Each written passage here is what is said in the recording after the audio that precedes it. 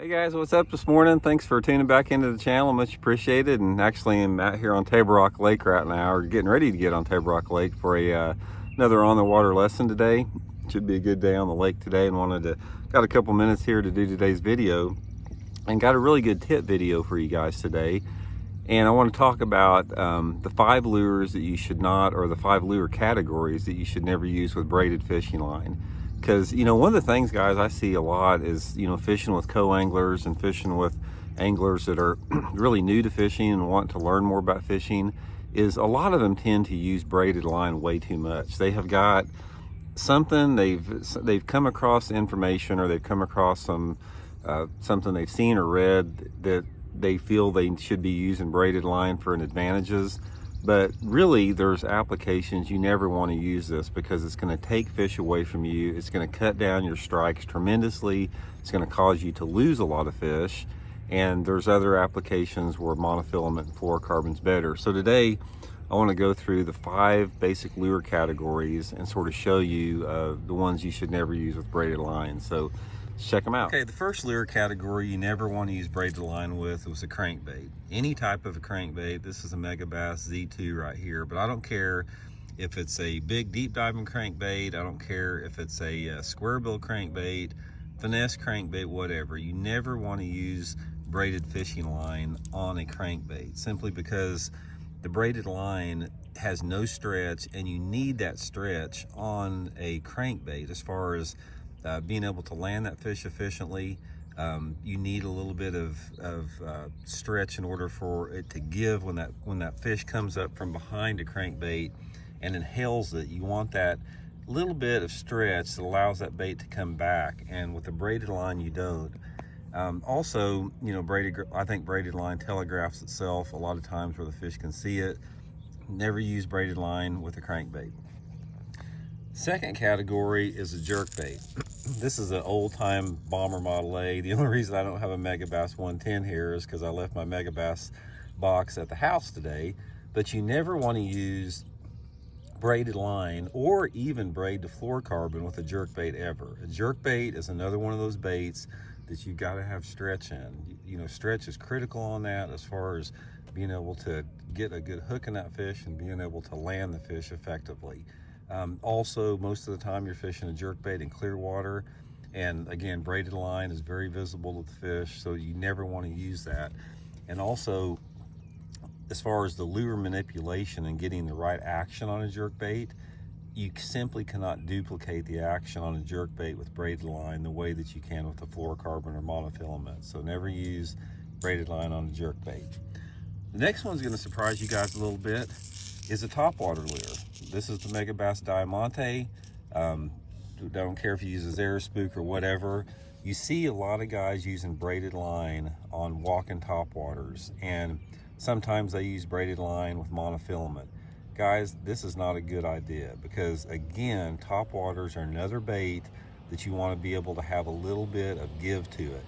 When that fish hits, I don't care how far it is out away from the boat, you simply need that little bit of stretch for when that fish jumps, as far as not being able to lose those fish. Also, it's a lot easier to work a bait as far as getting the best action out of it with monofilament line.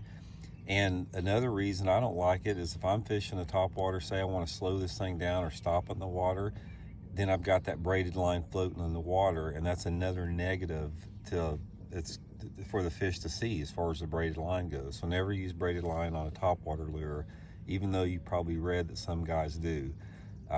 If you have anything, as far as if you feel like you're not getting enough power behind it, go to a stiffer rod. You can go to a 6-foot 10-inch medium heavy rod that's got a stiff tip on it.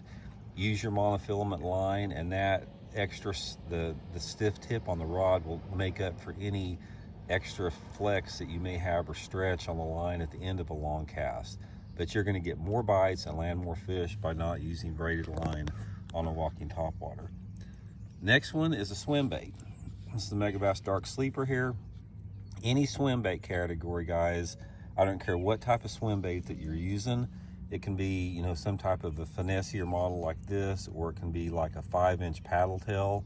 Any swim bait is not designed for braided fishing line, simply because it doesn't have much to do as far as with the stretch on it, but it has everything to do with the visibility. Swim baits or sight baits are not designed to have a big chunk of braid coming off them. Telegraphs to the fish again. Never want to use braided line with a swim bait. And finally, just the Texas rig. The old Texas rig, I don't care what it is, if it's a Texas rig creature bait like this speed craw or a Texas rig worm, it doesn't matter if you're casting it or pitching it or flipping it or whatever. You never want to use braided line on any type of a Texas rig for 90% of the situations. Now, if you're flipping mats with like a 1-ounce sinker, that's a different situation.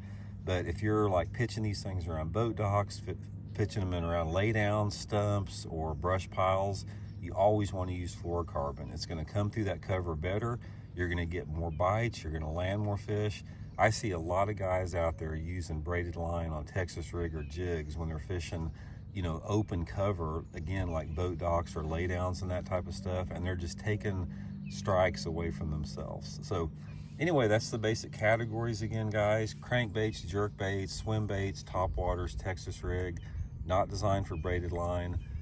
Just, you know, don't ever use it. Okay guys, that's just a quick tip on the braided line, the do's and don'ts for using it. We've talked a little bit about it in the past as far as what I use it with, but the whole key in fishing, and the reason that I don't use braided line for these lure categories, is there's two things. It's the efficiency of the bait as far as getting the best action out of the bait and generating the strike. And one of the things that you have to realize in bass fishing is you can't land a bass unless you get a bass to bite. And braided line gives you zero advantage on getting bites. As a matter of fact, it takes bites away from you. Anytime you're using a line that the fish can see better, you're simply not going to get the bite. So the only reason to ever use braided line in any situation is when you have to have that extra power to get the fish out of cover that you would normally lose with fluorocarbon or mono. Never use braided line in a situation where you don't feel you need a maximum amount of power, because I promise you it's going to take strikes away from you guys. So anyway, that's a quick tip for today. Hope you guys enjoyed it, and we'll see y'all soon. See ya.